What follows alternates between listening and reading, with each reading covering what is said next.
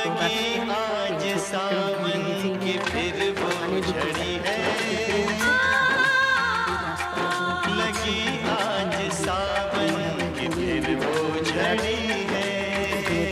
পারতে পারছে না জান তো। তারপরে এইটুকু দিয়ে তারপরে ভালো করে খাবার টাবার দিয়ে রুটিতে বেশি খাবার তখন দিইনি, এখন কিছু দিতে হবে। এখন শীতের জন্য খাবারটা দেওয়া যাবে, এখন ফলগুলোকে বড় হচ্ছে, খাবার না দিলে তো ফলগুলোও বড় হবে না।